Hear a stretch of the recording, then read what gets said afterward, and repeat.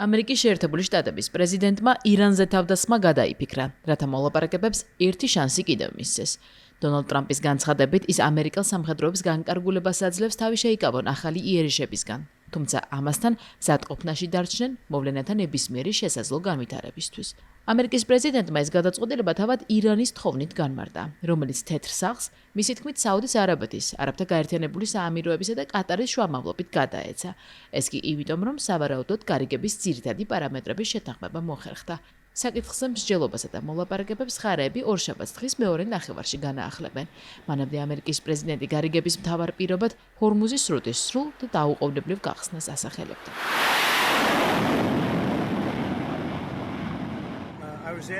ჩვენ უკვე სრულ მზადყოფნაში ვიყავით. ეს მასშტაბური თავდასხმა იქნებოდა. სიმართლე რომ თქვა, ასეთი დარტყმის შემდეგ აღდგენას მრავალი წელი დასჭირდებოდა. შესაძლოა მისი სრულად აღდგენა საერთოდაც შეუძლებელი ყოფილიყო. ჩვენ მზად გქონდა თავდასხმა, რომელიც მეორე მსოფლიო ომის შემდეგ ყველაზე მასშტაბური იქნებოდა. თუმცა, როცა მოკავშირეები გთხოვენ, რომ ოპერაცია შეაჩერო, ბუნებრივია ფიქრობ. კარგი, ვნახოთ. ფიქრობ ამის მიზეზი ის არის, რომ შეთანხმების მიღწევის შანსი არსებობს. სავარაუდოდ შეთანხმება იქნება ჰორმუზის სრუტესთან დაკავშირებით. შემდეგ კი ირანის ბირთვულ პროგრამაზეც. სწორედ ამიტომ ვიკავებთ თავს. ნახოთ რა მოხდება. ამის გაკეთება ნებისმიერ დროს შეგვიძლია. თხოვნა მივიღეთ თავად ირანისგანაც. მათ თქვეს, ჩვენ გვსურთ შეთანხმების მიღწევა. მე ვკითხე საუდის არაბეთის ტახტის მემკვიდრეს, რას ისურვებდით?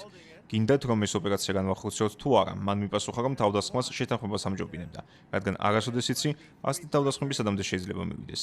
ძალიან მსურს რომ შეთანხმება შედგეს. ეს ბევრი სიცოცხლის გადაარჩენს და თავიდან აგვაცილებს უამრავ არასაჭირო ძალის გამოყენებას. მიუხედავად დონალდ ტრამპის განცხადებებისა, თავად ირანში ამგვარ ინტერპრეტაციებს უარყოფენ. სახელმწიფო მედიამ დონალდ ტრამპის განცხადებები ახალ ტყუილად შეაფასა. სამხედრო წყაროებმა კი ამას შტატების სასოწარკვეთილი მცდელობა უწოდეს ზეწოლა მიიტანოს სპარსეთის ყურის სახელმწიფოზე.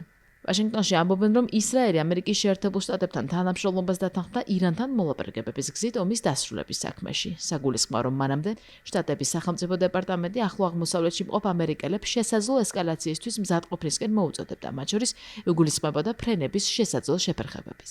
პარასკევს დონალდ ტრამპი აღნიშნავდა, რომ ირანთან მოლაპარაკებებში უკვე იმედს კარგავდა და ქვეყნის წინააღმდეგ მასობრივ იერიშს ამზადებდა.